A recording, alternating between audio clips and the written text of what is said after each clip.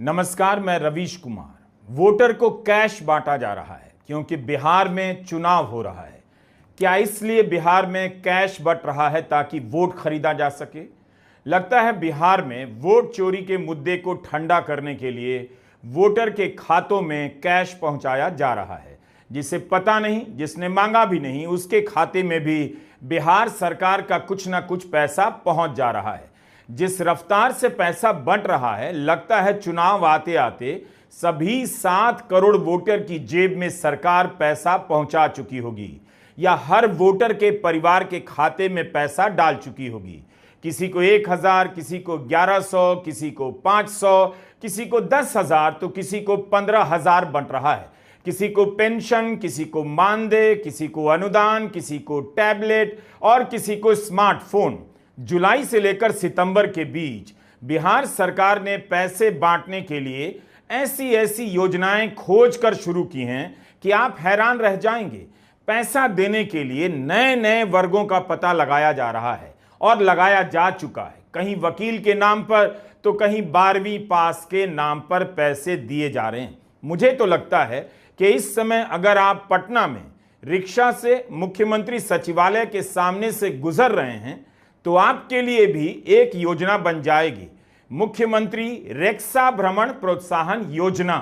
कोई ठिकाना नहीं, आप रिक्शा से घूमें और पैसा सरकार देने लग जाए। हम सैद्धांतिक तौर पर इस बात के हिमायती रहे हैं कि जरूरतमंद तबके की आर्थिक मदद सरकार को करनी चाहिए, लेकिन बिहार में जिस तरह से चुनाव के आखिरी 3 महीने में पैसे बंट रहे हैं, उसका मकसद जन कल्याण तो कतई नहीं लगता। राज्य के बजट को वोट लेने के लिए उड़ाया जा रहा है, पैसे को हवा में उछाला जा रहा है ताकि लूटने के चक्कर में जनता इधर उधर भागती दौड़ती रहे। इसलिए हमने कहा कि बिहार में वोट जनता के पैसे से खरीदा जा रहा है। 17 सितंबर को बिहार सरकार ने 16 लाख मजदूरों के खातों में 800 करोड़ रुपया डाल दिया। हर मजदूर को 5,000 रुपए दिए गए ताकि वह वर्दी खरीद सके। अब बिहार में कौन से मजदूर कहां वर्दी पहनकर काम करने जाते हैं पता नहीं, लेकिन कपड़े खरीदने के नाम पर 16 लाख से अधिक मजदूरों को 5-5 हजार रुपए बांट दिए गए। बीजेपी बिहार ने यह पोस्टर जारी किया है। नए वकीलों को 5,000 रुपए प्रति माह का स्टाइपेंड दिया जाएगा। 1 जनवरी 2024 से नामांकित नए अधिवक्ताओं को 3 साल तक हर महीने 5,000 रुपया मिलेगा। अगर चुनाव का समय नहीं होता तो बिहार सरकार वकीलों के खाते में 1,80,000 रुपए डालती। क्या नए वकीलों का ध्यान अभी ही आया है? जुलाई की खबर है कि टैक्स देने वाले व्यवसायी की दुर्घटना में मृत्यु होने पर आश्रित को 5 लाख रुपए दिए जाएंगे। तो सभी टैक्स पेयर को यह सहायता क्यों नहीं दी जा सकती? क्या बाकी लोग टैक्स नहीं भरते? 21 सितंबर को बिहार महादलित विकास मिशन के लिए जो काम करते हैं विकास मित्र, उनके खाते में एक बार में 25,000 रुपया दिया जा रहा है ताकि वे टैबलेट खरीद सकें। शिक्षा सेवक और तालीमी मरकज को स्मार्टफोन खरीदने के लिए 10,000 रुपए दिए जा रहे हैं ताकि वे डिजिटल एक्टिविटी कर सकें। विकास मित्र का ट्रांसपोर्ट भत्ता 1900 से 2,500 कर दिया गया है और स्टेशनरी भत्ता 900 से बढ़ाकर 1,500 कर दिया है। एक तरफ मोदी सरकार अपनी पीठ थपथपा रही है कि स्टेशनरी पर जीएसटी 0 कर दी गई है तो अब दाम कम होंगे। दूसरी तरफ चुनाव के चलते बिहार सरकार स्टेशनरी भत्ता बढ़ा रही है। ये चंद उदाहरण हैं, केवल चंद, आगे और बताएंगे। करोड़ों लोगों के खाते में पैसा बांटने के लिए बिहार के पास कहां से इतना पैसा आ रहा है, इसकी परवाह किसी को भी नहीं, जनता को भी नहीं। उसे यह होश नहीं कि अब सरकारें 5 साल आराम करेंगी और 5वें साल पैसा बांटेंगी, शिलान्यास करेंगी। नीतीश कुमार 2005 से बिहार के मुख्यमंत्री हैं। अगर इनके विकास से बिहार का जनजीवन बदल चुका होता, आर्थिक तरक्की हो गई होती, रोजगार पैदा हुआ होता, तब फिर बिहार में 94 लाख परिवार 6,000 रुपया तक ही क्यों कमाते? यह हमारा आंकड़ा नहीं है। 2 अक्टूबर 2023 को बिहार में जाति गणना जारी हुई। उसकी रिपोर्ट में लिखा है कि बिहार में 94 लाख परिवार 6,000 तक ही कमाता है। पूरे 6,000 भी नहीं, 6,000 तक। जाहिर है इनमें ज्यादातर 6,000 से कम कमाते होंगे। कोई 2,500 कमाता होगा, कोई 3,000 तो कोई 5,000 ही कमाता होगा। बिहार सरकार 6,000 तक कमाने वालों को गरीब मानती है। 6,000 से 10,000 के बीच कमाने वाले बिहार में करीब 82 लाख परिवार ही हैं। अगर आप इन दो वर्गों को जोड़ दें तो करीब 64% आबादी एकदम गरीबी या गरीबी रेखा से ठीक ऊपर जी रही है। इतना विकास कर दिया है नीतीश कुमार ने कि 64% आबादी गरीबी रेखा से होकर गुजर रही है। बल्कि इस पर बहस होनी चाहिए कि स्थायी शासन, हजारों पुल, सड़कें और इमारतें बनने के बाद भी बिहार में इतनी भयंकर गरीबी क्यों है। कहीं ऐसा तो नहीं कि विकास दिखाने के नाम पर केवल बिल्डिंग का निर्माण हो रहा है। बिहार की राजनीति में गरीब, पिछड़ा, अति पिछड़ा की बातें होती हैं, उन्हीं का दबदबा है। बिहार के गरीबों में 80% हिस्सा इन्हीं तबकों का है। तो क्या इसलिए पैसा बांटा जा रहा है कि जिस आबादी के पास गरीबी से निकलने का विकल्प नहीं, उसे विकास की बड़ी बड़ी बातों से क्या मतलब, वोट चोरी के मुद्दे से क्या मतलब, तो बस उसके खाते में 1,000 से लेकर 10,000 तक डाल दिया जाए, वोट भी मिल जाएगा। यह तो जनता के सामने टुकड़े फेंकने के जैसा है। उसके जीवन में कोई स्थायी इंतजाम नहीं, बस वोट के समय पैसा बट रहा है। वोट के पहले और चुनाव हो जाने के बाद उसके जीवन का क्या होगा किसी को परवाह नहीं, शायद जनता को भी नहीं। जो आबादी 6,000 रुपए नहीं कमा पाती है, उसके खाते में आप अचानक 5,000, 10,000, 15,000 डालने लग जाएंगे तो लोग भूल जाएंगे कि 20 साल में उनके साथ क्या हुआ, नीतीश कुमार ने क्या किया। पैसा ही उनके काम का चेहरा बन जाएगा और प्रमाण भी। अब कोई नहीं पूछेगा कि 400 रुपए के पेंशन पर बिहार के बुजुर्ग अभी तक कैसे जी रहे थे, क्योंकि चुनाव के कारण इसे बढ़ाकर 1,100 रुपया महीना कर दिया गया है और 1 करोड़ से अधिक लोगों के खाते में पैसा भेज दिया गया है। बुजुर्ग पेंशन, विधवा पेंशन, विकलांग पेंशन, 6 कैटेगरी की सामाजिक सुरक्षा में पैसा गया है। पैसा बढ़ाने से सरकार को 777 करोड़ रुपए अलग से खर्च करने होंगे। इसका बजट सालाना 9300 करोड़ से अधिक का हो जाएगा। ऐसा कोई दिन नहीं होता जब नीतीश कुमार किसी इमारत का उद्घाटन नहीं करते, शिलान्यास नहीं करते। 21 सितंबर को उन्होंने पटना में साइंस सिटी के भव्य परिसर का उद्घाटन किया। इसमें 4D थिएटर है, बहुत से हॉल हैं, विज्ञान की प्रदर्शनियां हैं। इसे देखकर किसी को भी लगेगा कि बिहार विज्ञान की दुनिया में तहलका मचाने वाला है। मुझे भी अच्छा लगेगा, शायद आपको भी, कि साइंस सिटी पटना में बना है। लेकिन इसके चमक के आगे बिहार की वह सच्चाई भी देख लीजिए कि इसी पटना में एक साइंस कॉलेज है जिसका कभी नाम हुआ करता था। आज इस कॉलेज को राष्ट्रीय रैंकिंग में B और C ग्रेड के कॉलेज के नाम पर जाना जाता है। नैक की ग्रेडिंग में 2020 में पटना का साइंस कॉलेज B ग्रेड प्राप्त किया और 2021 में इसे C ग्रेड मिला। हाल में इसी साइंस कॉलेज में लॉटरी के माध्यम से कला संकाय की प्रोफेसर को प्रिंसिपल बना देने की खबर आई। अब आप ही बताइए, एक साइंस कॉलेज 20 साल में गर्त में चला गया, लेकिन नीतीश कुमार साइंस सिटी बिहार की जनता को भेंट कर रहे हैं। विज्ञान की पढ़ाई कबाड़ हो गई, लेकिन विज्ञान का म्यूजियम शानदार हो गया। पटना साइंस कॉलेज 1927 से चल रहा है। इस ऐतिहासिक कॉलेज की दुर्गति के बारे में जरूर जानिए। पटना यूनिवर्सिटी का हाल भी बहुत अच्छा नहीं। राज्यों के विश्वविद्यालय की जो रैंकिंग होती है, उसमें पहले 50 में भी पटना यूनिवर्सिटी को स्थान प्राप्त नहीं। साइंस कॉलेज को कभी पूर्व का ऑक्सफोर्ड कहा गया, लेकिन आज इसकी हालत यह हो गई है कि अंडर ग्रेजुएट कोर्स में जितनी सीटें हैं वो भी पूरी नहीं भरी जाती हैं, यानी कोई आना नहीं चाहता होगा।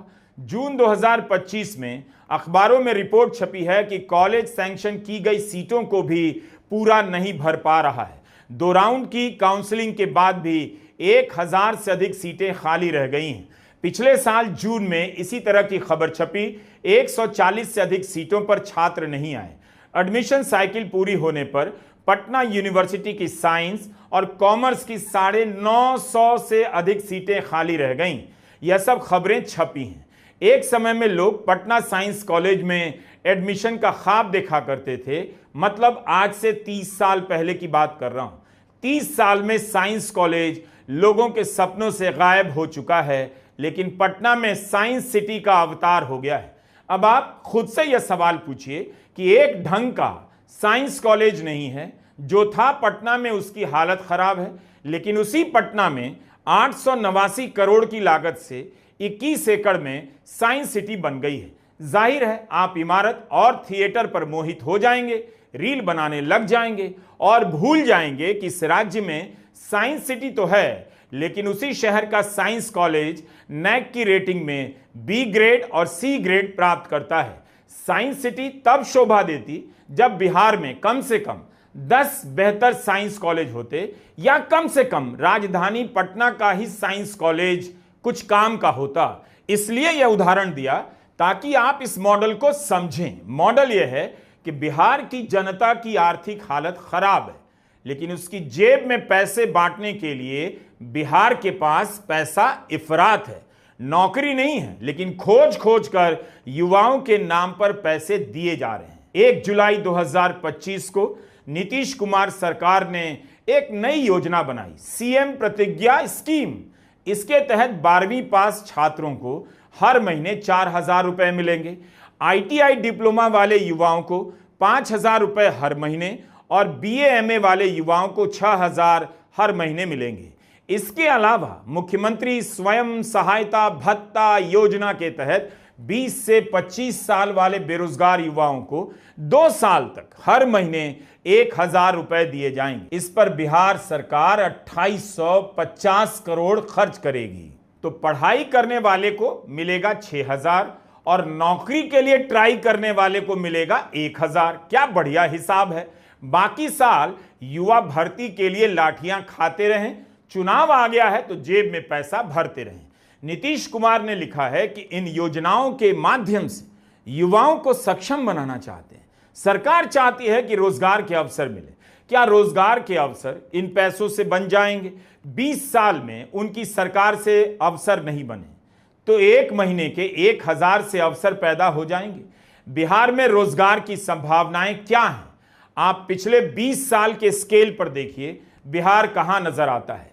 जाति गणना की रिपोर्ट में बिहार सरकार ने बताया है कि बिहार में काम करने वालों की श्रेणी में सबसे बड़ी श्रेणी मिस्त्री, मजदूर और अन्य की है। इनकी संख्या 2 करोड़ 18 लाख से अधिक है। बिहार में काम करने वाली आबादी का 16.73% हिस्सा मिस्त्री और मजदूरी का काम करता है। 13 करोड़ आबादी है बिहार की, 2.25 करोड़ लोग मिस्त्री और मजदूरी का काम कर रहे हैं। यही विकास किया है नीतीश कुमार ने। यह बताता है कि लंबे और स्थायी शासन के बाद भी स्कूल कॉलेज की पढ़ाई कितनी बर्बाद हो चुकी है। जाति की गणना में यह भी बताया गया है कि बिहार में सरकारी क्षेत्र में मात्र 20,49,000 लोग काम करते हैं। संगठित क्षेत्र में प्राइवेट नौकरी करने वालों की संख्या 15,97,000 है। असंगठित क्षेत्र में नौकरी करने वालों की संख्या करीब 28 लाख है। यहां भी देखिए, असंगठित क्षेत्र में बिहार के लोग ज्यादा काम कर रहे हैं। तो एक तरह से आपको देखने को मिल रहा है कि बिहार की ज्यादातर जनता मिस्त्री, मजदूर है और इसके अलावा जो भी है असंगठित क्षेत्र में काम करती है, जिसके बारे में बताने की जरूरत नहीं कि असंगठित क्षेत्र में सामाजिक सुरक्षा नहीं होती, कमाई बहुत कम होती है, काम बहुत ज्यादा होता है। जिस राज्य के लोगों के लिए दिन का 200 रुपया भी कमाना असंभव हो, उसकी जेब में आप 400 रुपया अचानक डाल देंगे, वह जनता झूम उठेगी, क्योंकि उसे पता है कि जब 20 साल में उसका कुछ भी नहीं हुआ, उसकी हालत और खराब हुई, तो अब क्या ठीक होगा। तो कम से कम 400 रुपया तो मिल रहा है। बिहार सरकार ने घोषणा की है कि 8,053 पंचायतों में 4,260 करोड़ की लागत से विवाह मंडप बनाए जाएंगे और सरकार के पोस्टर में इसे 40 अरब बताया गया है। अगर करोड़ कम लगे तो अरब से समझ लीजिए सरकार विवाह मंडप के लिए कितना पैसा खर्च कर रही है। एक निहायत ही गरीब राज्य के लिए, जहां लोगों का महीने का खर्चा नहीं चल रहा है, वहां विवाह के मंडप के नाम पर 4200 करोड़ रुपया खर्च किया जा रहा है। क्या किसी को इसमें अनर्थ नजर नहीं आ रहा? 4000 करोड़ की लागत से विवाह का मंडप, इससे बिहार में रोजगार के अवसर पैदा होंगे। हो सकता है कि इसके बदले बम्पर वोट मिल जाए, लेकिन इसका मतलब यह नहीं होगा कि मिला हुआ वोट विकास के नाम पर आया।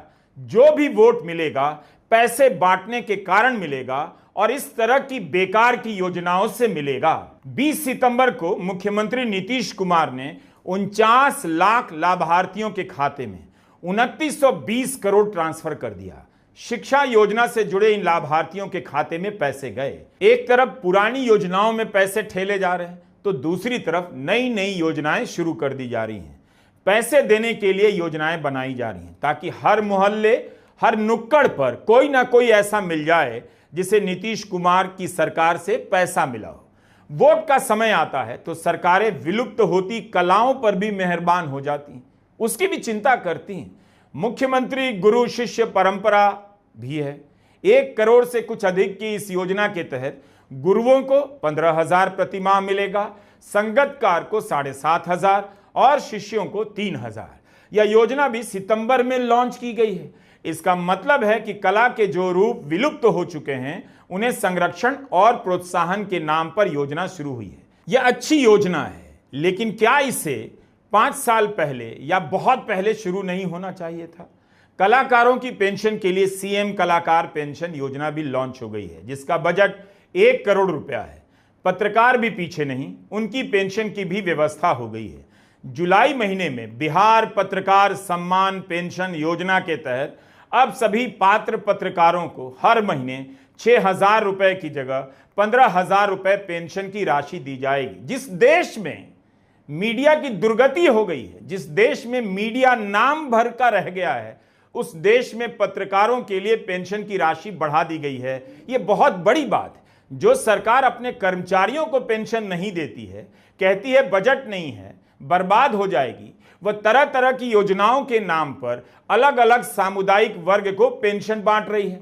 अगर सबको पेंशन दे सकती है तो अपने ही कर्मचारियों के लिए पुरानी पेंशन योजना चालू क्यों नहीं कर सकती? आप कल्पना नहीं कर सकते कि पिछले 3 महीनों में बिहार की गरीब आबादी को अलग अलग मद में कितना पैसा मिला है। 17 सितंबर को 16 लाख मजदूरों के खाते में 800 करोड़, 20 सितंबर को 49 लाख लाभार्थियों के खाते में 2,920 करोड़ और 26 सितंबर को 50 लाख महिलाओं के खाते में 5,000 करोड़ भेजे जाएंगे। हम अभी यह नहीं बता सकते कि कुल कितने लोग हैं जिनके खाते में सरकार ने पैसे दिए हैं, लेकिन 17 से 26 सितंबर के बीच 1 करोड़ से अधिक लोगों के खाते में अलग अलग योजनाओं के नाम पर करीब 10,000 करोड़ बांटे गए हैं या बांटे जाने वाले हैं। इसमें आप जुलाई महीने में 6 प्रकार की सामाजिक सुरक्षा पेंशन योजना के तहत 1 करोड़ 10 लाख लाभार्थियों को भी जोड़ लीजिए तो यह संख्या 2-2.25 करोड़ के आसपास पहुंच जाती है।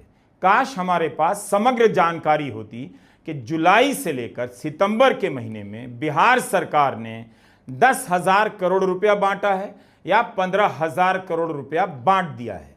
आए दिन हजारों करोड़ की योजनाओं का शिलान्यास हो रहा है, उद्घाटन हो रहा है। 23 सितंबर के दैनिक भास्कर के पटना संस्करण की इस रिपोर्ट में लिखा है कि पिछले 2 महीने में बिहार सरकार ने जो घोषणाएं की हैं, उनका सालाना बोझ 33,926 करोड़ पड़ेगा और यह अगले साल के बजट में दिखाई देगा।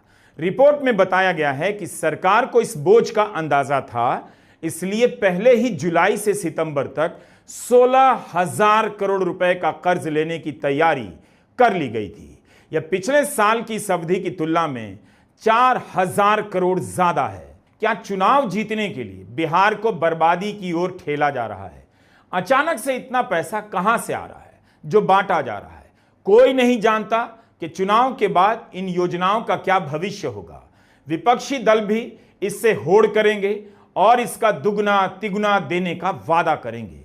कुछ योजनाएं जरूरी हो जाती हैं, होनी चाहिए, लेकिन क्या इस तरह से हजारों करोड़ रुपए अचानक एक दो महीने में बांट दिए जाने चाहिए।